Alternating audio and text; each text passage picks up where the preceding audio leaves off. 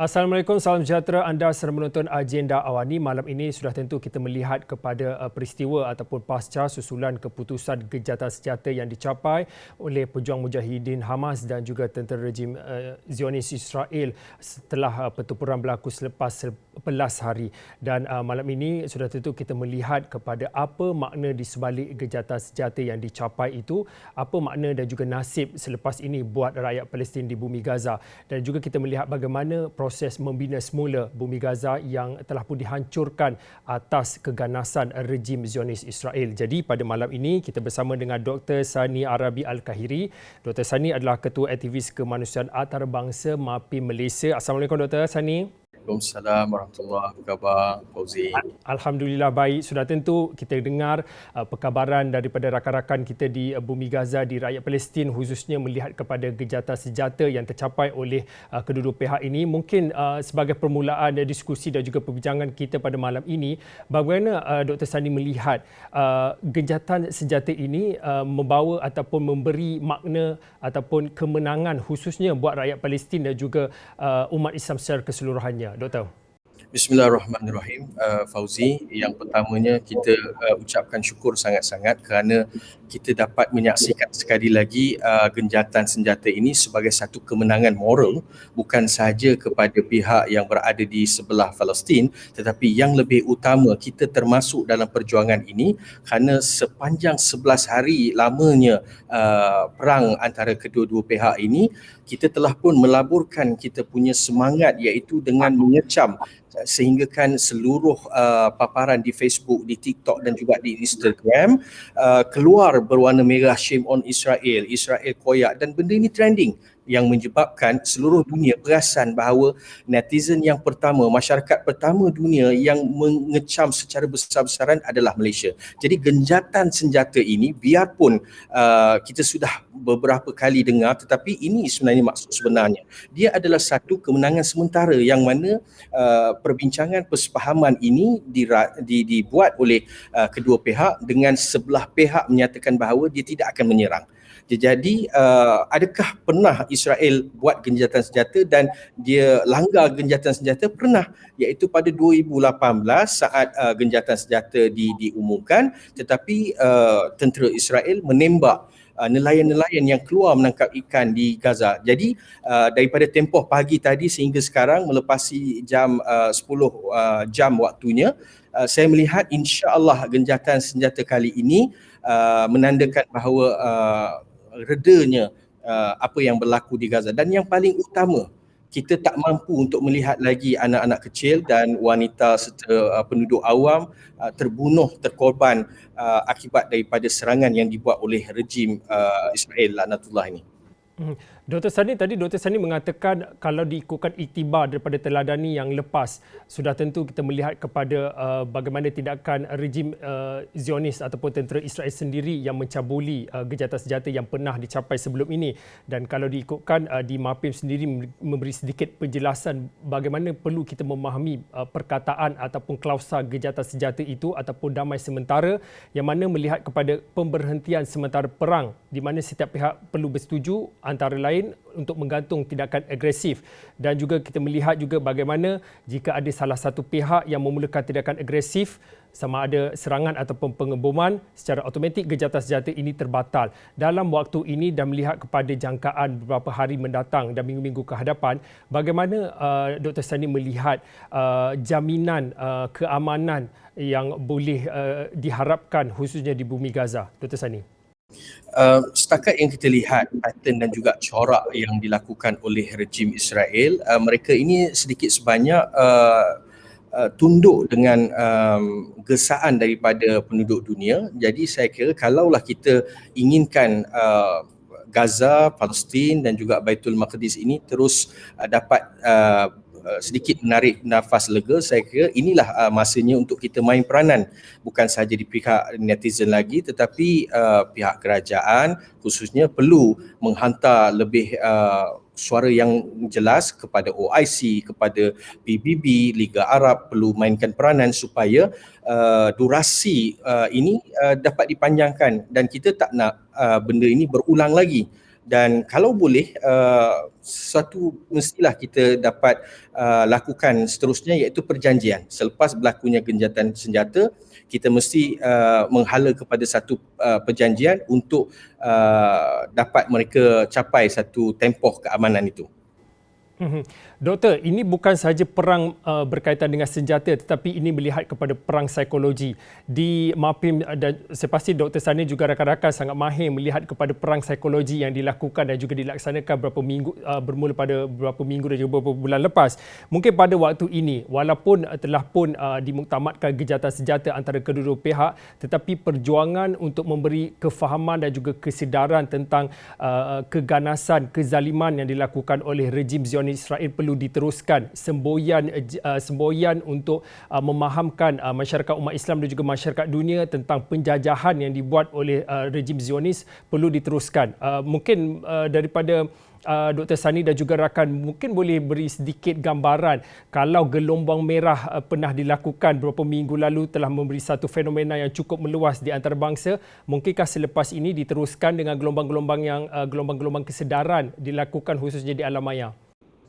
Sudah pasti, kerana Israel ini kalau kita kaji, dia adalah satu susun atur dalam tindakannya tu sangat terperinci.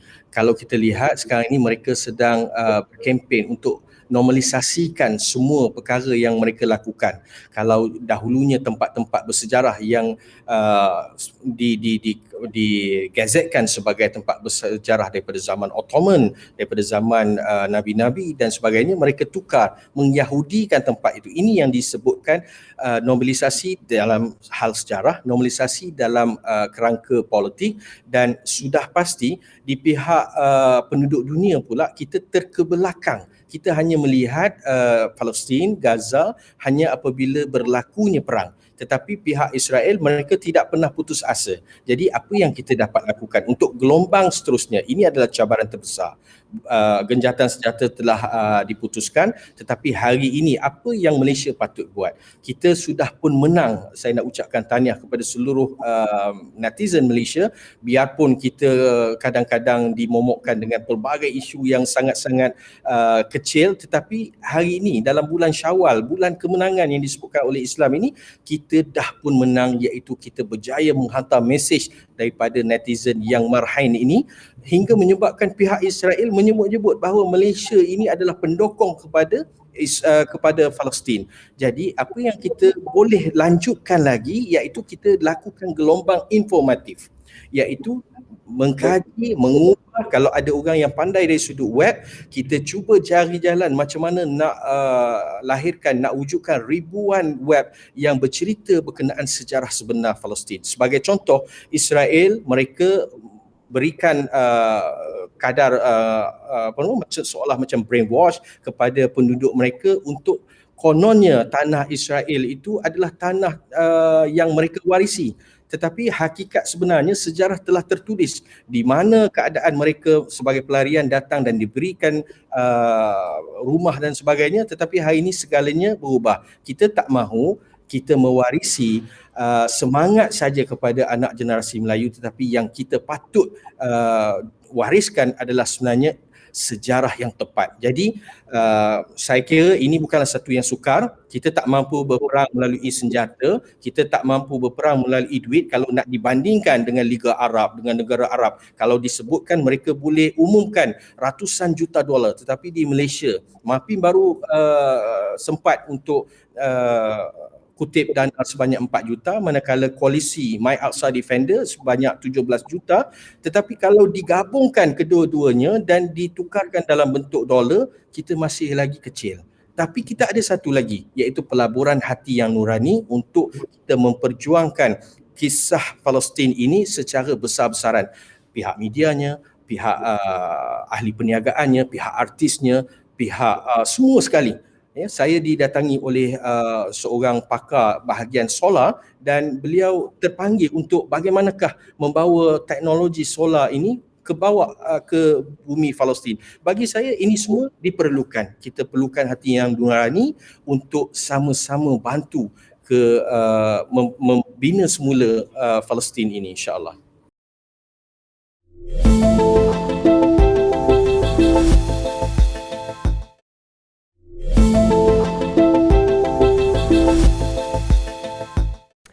Dr. Sani, kalau kita melihat, kalau sebelum ini seperti yang Dr. Sani katakan, anak muda ni kalau berkelahi benda-benda yang begitu remeh, kalau makanan pun boleh berkelahi di media sosial. Tetapi melihat kepada kesatuan dan juga bagaimana kita bersolidariti untuk menyatakan sokongan ke atas Palestin, ini sudah tentu melihat kalaulah anak-anak muda ni boleh menjadi pahlawan atau pendekar di alam maya, di Twitter Jaya ataupun malah di TikTok sendiri, mereka banyak berkongsi video-video ataupun penerangan tentang keadaan semasa ataupun perkembangan terkini khususnya di bumi Palestin. Bagaimana bagi Dr. Sani melihat peranan yang boleh dimainkan anak muda, bukan sahaja hebat di media sosial, berkongsi ataupun memberi pandangan ataupun mengecam mengutuk serangan tentera Zionis Israel, tetapi apa lagi peranan yang boleh dimainkan oleh anak muda secara keseluruhannya dalam mana kita melihat kepada membawa obor ataupun misi perjuangan ataupun misi keamanan ini? Saya kongsikan formula yang saya kira insya-Allah kita boleh lakukan. Siapa saja, tak kira yang Muslim, non-Muslim, Melayu, Cina dan India, semuanya boleh kita lakukan. Pertamanya, know your enemy. Kita jangan bergaduh dengan musuh-musuh yang kita kira tidak ada standard. Biar musuh kita ini adalah musuh dunia.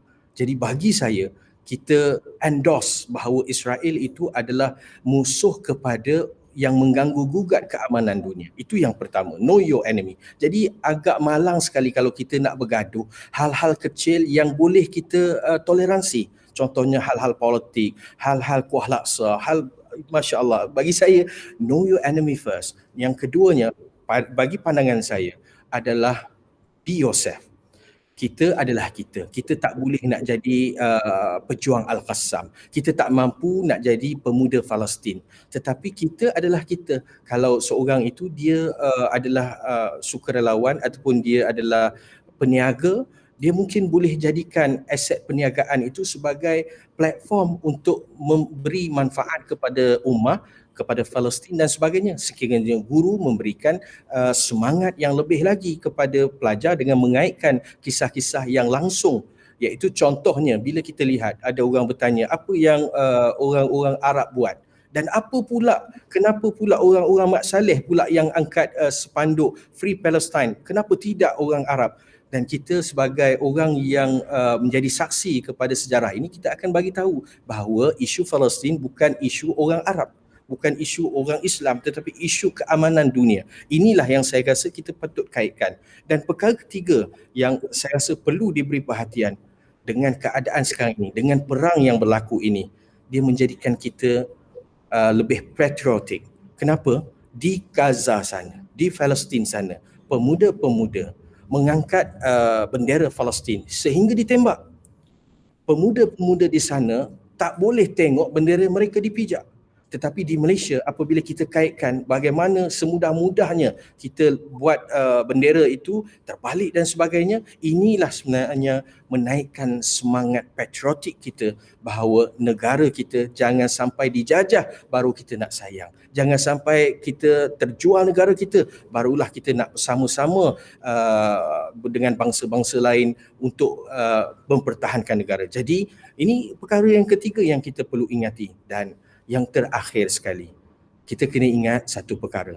Palestin dan juga Israel ini memberikan gambaran sebenar apakah kemampuan jikalau kita dapat bersatu hati untuk berbuat kebaikan. Sebagai contoh hari ini, yang mana bergaduh di dalam Twitter, di dalam Facebook, out of sudden tiba-tiba semuanya bersatu hati. Ya, tak kira politik dan sebagainya, berbincang. Macam manakah kita dapat buat kebaikan untuk mengecam Israel, untuk membangunkan semula Palestin. Maksudnya kita mempunyai peluang-peluang untuk mencari titik persamaan. Jadi kalaulah anak-anak muda berpandukan 4 formula ini, saya kira insya-Allah masa ke semasa kita boleh buat gelombang demi gelombang. Bukan saja untuk Palestin, kita boleh buat gelombang untuk Syria. Kita boleh buat gelombang untuk kita sama-sama menang untuk COVID ini. Dan banyak lagi. Jadi insya-Allah bunyinya seperti too much idealist, tetapi kita dah menang.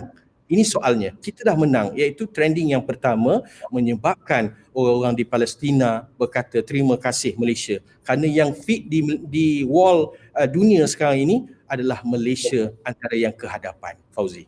Mhm. Dr. Sani, kalau boleh pada waktu ini, Dr. Sani telah memberi gambaran bagaimana peranan anak muda boleh bukan saja hebat bersilat di Twitter ataupun di alam maya, tapi ada peranan-peranan 4 formula yang disebutkan oleh Dr. Sani itu. Tapi untuk waktu ini, kalau boleh saya bacakan sedikit perkembangan semasa khususnya berkaitan dengan statistik kemusnahan di bumi Gaza kalau diikutkan selain pada jumlah kematian ataupun jumlah mangsa ataupun jiwa yang terkorban, kalau diikutkan lebih pada 240 dan pastinya kalau ikutkan angka terkini sudah pasti angka itu meningkat dan kita melihat kepada beberapa lagi kemudahan ataupun infrastruktur yang telah pun musnah akibat serangan rejim Zionis. Kalau diikutkan bekalan air terputus dilaporkan lebih kurang 250,000 orang terputus bekalan air yang sepatutnya mereka dapat. Bagi jumlah pusat perlindungan sementara dianggarkan 58 buah sekolah telah pun musnah. Kalau diikutkan juga rumah-rumah ataupun kediaman yang rosak akibat dibedil ataupun diserang oleh tentera rejim, lebih pada 700 kediaman dan juga bangunan musnah pun dilaporkan lebih pada 150. Mungkin pada waktu ini Dr. Sani mungkin boleh kongsikan bagaimana rakyat Palestin selepas ini proses untuk membina semula ataupun mereka rakyat Palestin untuk bangkit semula selepas kehancuran demi kehancuran, keganasan demi keganasan yang dilakukan oleh rejim Israel ini. Kita tidak ada banyak pilihan daripada kita membangun semula Palestin dan juga Gaza. Kerana kalau dibandingkan dengan 2014, perang selama 51 hari, sepanjang perang itu kita melihat kemusnahan yang maha dahsyat dan kita ambil peranan bangkit dan sebagainya dan throughout the time kita sedikit suram hinggalah ke saat ini perang yang terbaru yang baru genjatan senjata ini 2021. Kita tak mungkin untuk menunggu perang yang akan datang melaporkan satu angka-angka statistik baru untuk kita bangun. Jadi pilihannya kita membangunkan semula Gaza khususnya yang terkena teruk. Jadi antara yang kita dapat lakukan adalah penilaian demi penilaian dan pembangunan untuk 6 projek yang utama. Ini saya kabarkan daripada perspektif MAPIM, iaitu antaranya adalah projek yang short term melibatkan keperluan semasa di sana, projek yang long term seperti pembinaan semula rumah, pembinaan pengupayaan ekonomi, pengupayaan dari sudut pendidikan dan dari sudut emergency response juga kita perlu nilaikan kerana besok hari ini sahaja kita perlu menyampaikan bantuan. Jadi MAPIM sendiri alhamdulillah seminggu sebelum raya kita telah pun berjaya menghantar 4 kontena kotak bantuan asas supaya mereka ini dapat kita santuni. Begitu juga dengan koalisi My Aqsa Defender yang mana 3 hari lepas alhamdulillah kita berjaya menghantar beberapa kontena sebagai langkah awal, langkah yang paling cepat dan tepat untuk sampai dan insya-Allah disusuli dengan kajian-kajian apakah lagi yang kita perlukan. Seperti mana yang semua maklum bahawa dalam keadaan COVID sekarang ini adalah cabaran yang tak pernah MAPIM lalui dan saya jangkakan seluruh dunia, aktivis-aktivis dunia melalui fasa yang sama, iaitu kita bukan sahaja berhadapan dengan masalah Israel tetapi masalah nak hantar bantuan dalam kadar COVID ini. Di Malaysia kita lihat keadaannya meninggi, di Mesir sekalipun, di Gaza dan juga di Palestina. Jadi ubat-ubatan yang ingin kita salurkan ini perlu kita dapatkan koordinasi dan perbincangan yang jelas untuk menghantar dengan kadar segera. Begitu juga dengan barang-barang keperluan lain. Jadi ini melibatkan satu kerja keras yang perlu digemeling untuk pastikan semua bantuan sampai dan juga keperluan-keperluan yang bersifat long term itu dapat kita bina secepat mungkin. Namun yang boleh saya kongsikan, Gaza dan juga Palestin ini dihuni oleh saudara-saudara kita yang sangat kuat jiwanya. Mereka ini kalau kita lihat di dalam Facebook dan sebagainya, mereka senantiasa positif.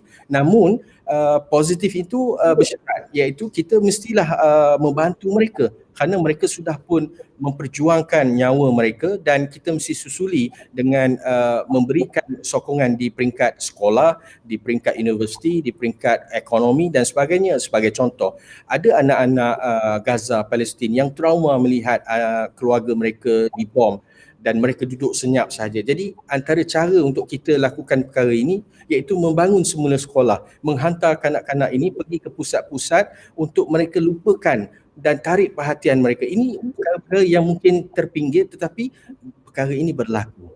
Inilah yang MAPIM, My Aqsa Defender cuba lakukan dan insya-Allah kita yakin melalui portfolio selama 12 tahun yang pernah kita lakukan, insya-Allah kali ini kita akan menghantar dan menyampaikan amanah rakyat Malaysia dengan sebaik-baiknya.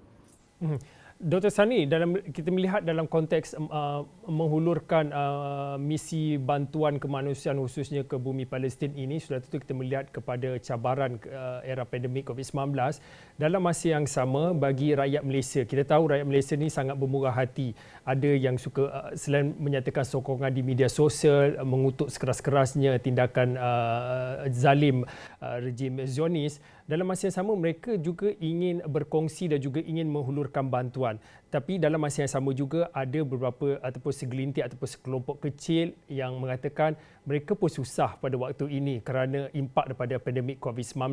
Tetapi mungkin pada waktu ini Dr. Sani 12 tahun telah pun melakukan khidmat kemanusiaan di bumi Palestin. Mungkin boleh beri sedikit gambaran sekecil-kecil mana bantuan yang boleh dihulurkan rakyat Malaysia.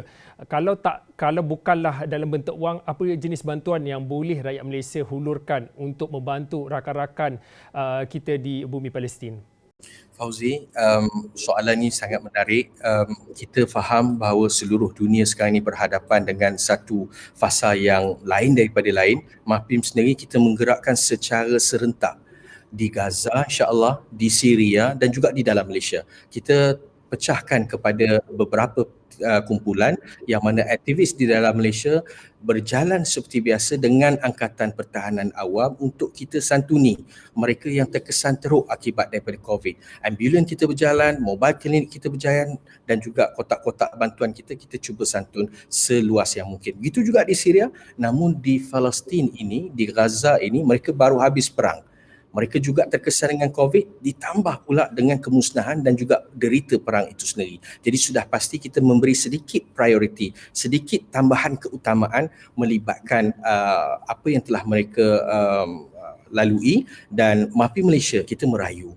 Biarpun kita letakkan sasaran 12 juta ringgit bersamaan dengan 3 juta dolar, sudah pasti banyak perkara yang boleh kita santuni. Namun sehingga saat ini MAPIM baru sahaja berjaya mengumpulkan sekitar 4 juta ringgit bersamaan dengan 29%.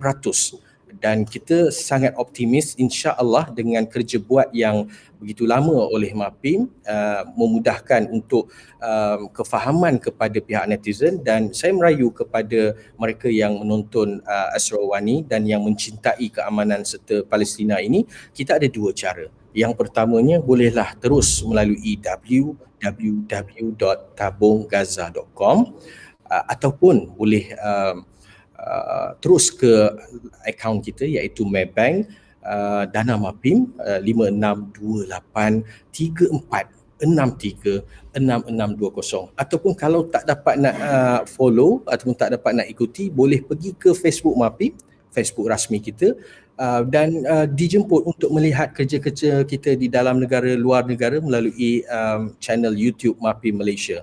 Dan sekiranya ada pertanyaan ataupun ada cadangan, boleh menghubungi 1300 888 038. Tidak perlu beri banyak tetapi yang pastinya kita boleh bagi seikhlas hati. RM1 boleh jadikan sejuta, sejuta boleh jadikan 10 juta, insya-Allah.